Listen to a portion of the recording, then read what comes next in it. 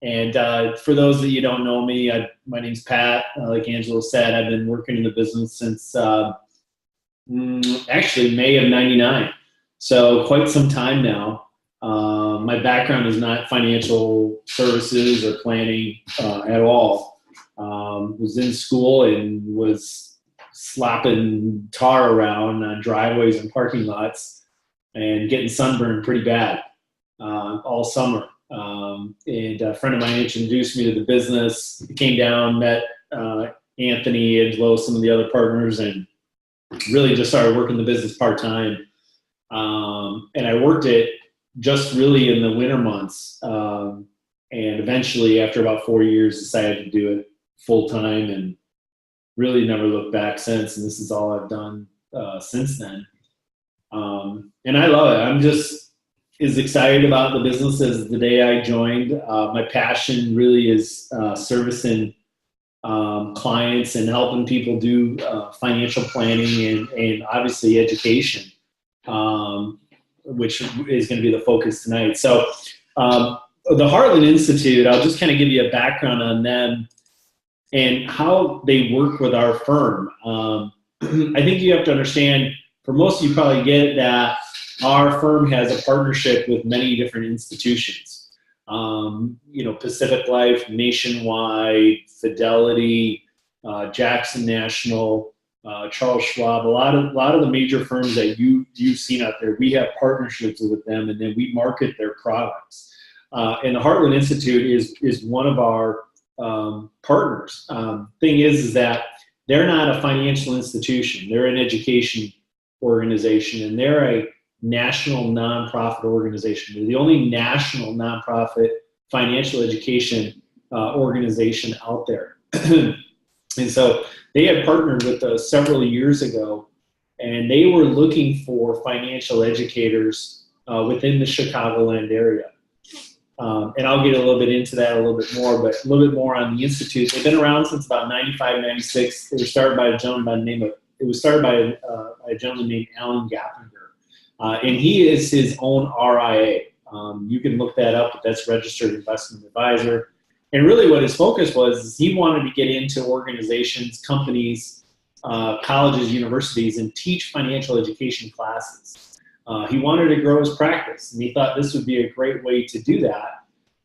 So that's what he did. He started a nonprofit. He put about $500,000 of his own money to get it going, and he went to the local universities in Denver and told them what he wanted to do and was looking for endorsements from the local universities. And one of the main things that the universities requested is that if you are going to go into companies and teach classes, we want to make sure that the people that are going into these companies have a background in finance, either a CPA, possibly an attorney, but mostly a financial practitioner, a financial advisor, someone that is working with individuals on a daily basis and helping them do financial planning. We don't want just, no offense, but teachers that don't have experience going in there and teaching these classes. And the other thing that they mandated was that if someone did attend your class, that person has to have the right to sit down with the instructor to do some sort of consultation, because they realize that without education, without action is of little value. So he got started back then and has grown the nonprofit in a big way. And our local offices here became affiliated with them about 5-6 years ago. And so the focus, though, with the Heartland Institute, they really have two main programs, and I'll get into both tonight. But the main one is getting into companies and providing financial education classes. And there is a big need out there right now for this. As many of you know, financial literacy is on the tip of most people's tongues.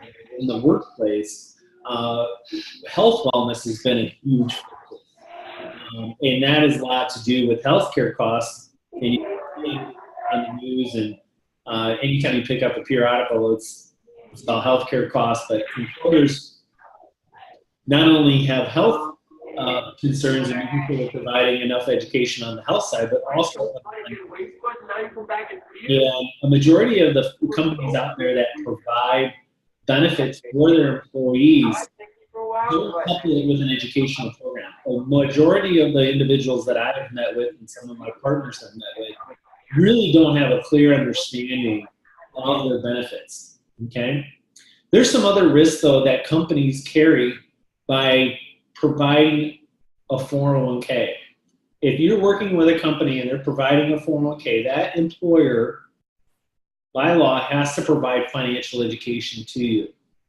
And if they don't, they're subject to a lawsuit, okay?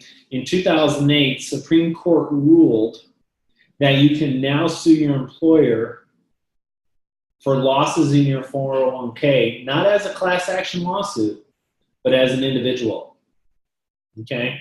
And so there's been a big uptick on lawsuits within companies and employees suing their employers. And so we help companies mitigate that risk by providing these financial education courses. ERISA states that if they are going to provide a 401k, they have to provide education not only on the 401k but related matters, and a lot of employers don't know that, and that's where we come in. Okay? By us providing the financial education classes, not only does it help mitigate the risk for the employer, but it also helps out the employee, right? Because when an employee is more financially sound, statistics show that the employee is going to be a better employee, okay? There's been many times where I've met with employees and they'll spend 3-4 hours a day concerned about their financial issues. Maybe they're dealing with creditors, etc. Maybe there's increased absenteeism because of it, right? But it also can lead to bad overall health. When you're stressed out all the time, that bleeds into other areas of your life, okay? So by us providing that education for those employees, not only does it help the employer, but it helps the employee. And the employee doesn't even have to take the classes. By the employer just providing the class within itself, the employer is protected. But I will tell you, a majority of the employers out there that we've worked with, they don't provide these financial education classes for their employees because they're worried about a lawsuit. They do it because they care about their employees. Okay, and that's been at the forefront from what we've seen. So here's a flyer that I'm kind of going through and showing you. This is something that we would hand out to an HR manager to educate them about our programs. And I want you to know is that we're not there to compete with their current benefits program. You can't see anything, Pat. Oh, you can't see my screen? It says financial literacy, why you should care. Is that it, or did you just put it? No, that's it. I'm sorry. I thought you had something different. I apologize. We're good. I lost my train of thought. What were we talking about? So let me just move on to the next. You're talking about the flyer that you give to companies. Oh yeah, that's right. So this is a brochure that we would maybe present to an HR manager, and I'm going to get in. We'll finish with marketing and how you can implement something like and get the ball rolling with something like this right away when you get off this call. But I just want to try to give you an understanding of what the program is and what they're about, what they're trying to do. Oh, what I was mentioning is that we're not there to compete with the 401k provider. A majority of the time, the 401k provider comes in, they do maybe a lunch and learn, they may sit in the cafeteria, but what I have found that most people are intimidated by the 401k provider. A lot of times they talk over their heads, they like to use a lot of graphs, etc., and they'll sit in the lunchroom, but they're really not approachable. And the other thing is that the 401k provider is not there to teach them about related matters. The 401k provider doesn't care about college funding for their children. They don't care about risk management insurance. They don't care about disability, long-term care insurance. They're only there to provide information about the 401k and how they can increase the amount of money that's going into that plan, because that's how they make their money, okay? And they really can't talk about anything else besides that, right? And so this is, here's some of the companies, the major companies that Heartland has worked with, and some that we've worked with here locally. But companies like NASA, Coca-Cola, Honeywell, United Airlines, Delta Airlines, Hunter Douglas, Federal Reserve Bank. In fact, it was Money Smart Week not too long ago, and we formed, some of the partners in the office that formed a relationship with the Federal Reserve Bank, and they conducted some classes all around the Chicagoland area using the Heartland name. And here's just some comments from other HR managers that have, from people that have taken the class. The one thing we try to express to the HR manager is that we understand that they have a lot on their plate, okay? They have a lot going on. They don't truly understand what their ERISA requirements are, and we're there to help them, but we're also there to help facilitate the whole program, okay? So the first thing that we do once we have a firm or a company that wants to see if there's enough interest or wants to use our program, we tell the HR manager, listen, we don't know how this is going to be perceived by your employees, so we would like to start with a lunch and learn. Many of you are probably familiar with lunch and learns at your jobs or have experienced it in the past, that this is something that you do at work and the company brings somebody in or an organization to teach or whatever it may be. So we do the same thing, and there's no cost for us to come in and do a lunch and learn, but it's just it's a litmus test for us to gauge on what the interest is going to be amongst the employees. Okay, so we put together a flyer for the employer. They can send it out to their employees. The other thing that we like to do is to possibly bring in lunch. Some companies provide the lunch, but maybe we'll bring in pizza. Generally, our attendance goes up when we do that. And so in that lunch and learn, we're going to provide a 45 to 50-minute class on financial planning. Many of you have seen the blue flip chart, which covers X-curve concept, Rule of 72, the building blocks to a good financial plan. It's really a 30,000-foot view on financial planning. From there, or after the class, we fill out an evaluation form. And in that evaluation form, we get a gauge of what they thought of the material, what topics were most important to them. Would they like to refer us maybe to their spouse's company or another organization that they may have in mind? And at the bottom of the page, they're going to fill out if they have an interest in a one-on-one session with the instructor. And so in that one-on-one, including the class, everything is non-solicitous. So we're not going to be talking about any specific companies or specific products. It's all very general. But if they sign up for a one-on-one, we'll schedule a phone call or a one-on-one meeting with them, either at their company location or at our office. And something I didn't mention is that all our classes are generally done on site at the company. But in that one-on-one session, again, it's a non-solicitous session. So we're not promoting any products or any solutions or anything like that. It's just a continuation of the lunch and learn. And in there, we'll talk about whatever pressing points they may have in their life. Majority of the time, people come to those classes because they have some sort of need in mind that need it, or some sort of issue they're trying to fix. And in that classroom setting, most of the time, people don't feel comfortable asking intimate questions about their finances in front of their peers. So that one-on-one session really gives them the time or the opportunity to voice that to us. And so through that discovery one-on-one meeting, sometimes we find that folks don't have somebody to work with. They don't really have any guidance. I would say probably, I could count it less than 5 over the, I don't know, we've probably met with 1,500 to 2,000 people over the last few years doing these classes. But there's only, from the people that we've met with, right, because I'm sure there was people in the class that maybe already had an advisor, and that's why they didn't meet with us, but that have come to us, and most people don't have any representation. So what we find is that a lot of folks will say, hey, listen, I don't have anybody to go to. I don't know how all this stuff works. I don't know how my 401k works. I was just at Baxter today, Baxter International here in Deerfield, and I was meeting with somebody, and I said, do you know how to manage your 401k? And she said, no, I have no clue. I've been here 20 years. I picked my funds 20 years ago, and that's it. That's all I know. And so there's a lot of those types of people that say, hey, listen, I don't have any guidance. What do I do? And so what our firm wants us to say is, would you like me to show you how I work with my clients in my private practice?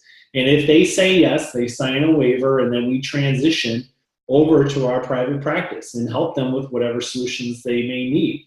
If they say, no, I'm not interested, that's fine. we let it go. We're not there to try to help everybody out. We're only there to help those that want to be helped. Okay? And so that can transition into a client. Now, if there's enough interest amongst the employees, what we will do, and this is a case-by-case situation, is that we will meet with HR and tell them, hey, listen, this seems like this class was well received, and a lot of these employees are looking for more information. Why don't we schedule another class?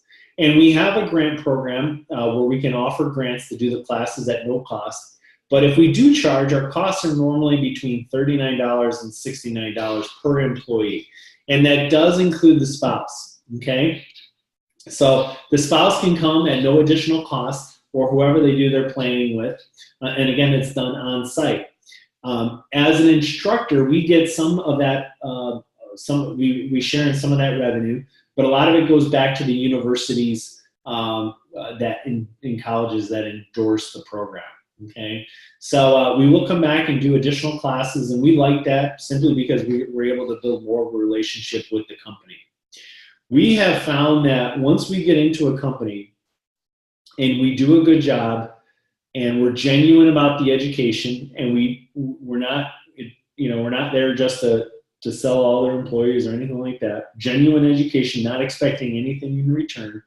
This is a very sticky opportunity, meaning that most employers will have us keep coming back every quarter or once a year or every 2 years.